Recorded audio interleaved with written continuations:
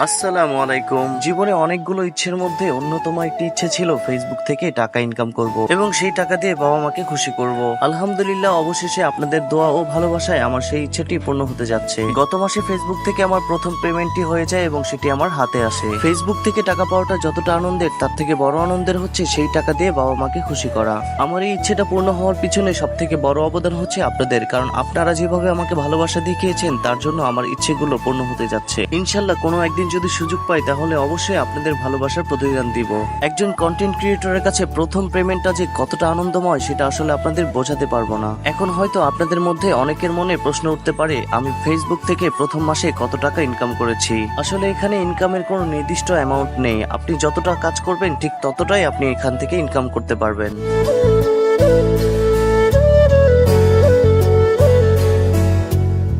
কিছুক্ষণ।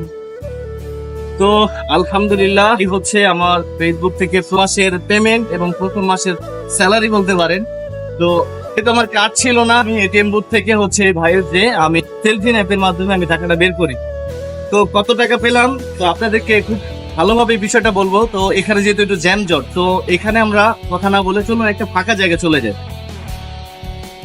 ফেসবুকের টাকা তুলে আমি সন্ধ্যার দিকে বাসায় চলে আসি এবং আমার পরিবারকে নিয়ে যাই তাদেরকে কিছু একটা কিনে দেওয়ার জন্য। বাবা মা যেমন ছোটবেলায় আমাদেরকে ঈদের শপিং করতে নিয়ে যেত, ঠিক সেভাবেই আমি আমার বাবা মাকে শপিং করতে নিয়ে যাচ্ছি। পৃথিবীর ভিতরে সব থেকে বড় দোয়া হচ্ছে বাবা মার দোয়া, আর আমি সেই বাবা মার দোয়াটি নিতে যাচ্ছি। ছোটবেলায় আমাদের বাবা মার কাছে আমরা কত বড় বড় আবদার করেছি এবং সেই আবদারগুলো বাবা মা চোখ বন্ধ করে পূরণ করেছে। সন্তান হিসেবে ঠিক তেমনি আমাদেরও কিছু দায়িত্ব ও কর্তব্য রয়েছে। হাজার কষ্ট করে তারা আমাদেরকে স্বপ্ন পূরণে সাহায্য করেছে, তাই বাবা মাকে খুশি রাখার জন্য পৃথিবীর সমস্ত কিছু করা প্রয়োজন। কিন্তু তবুও আমরা বাবা মার ঋণ কোনোদিনই শোধ করতে পারবো না।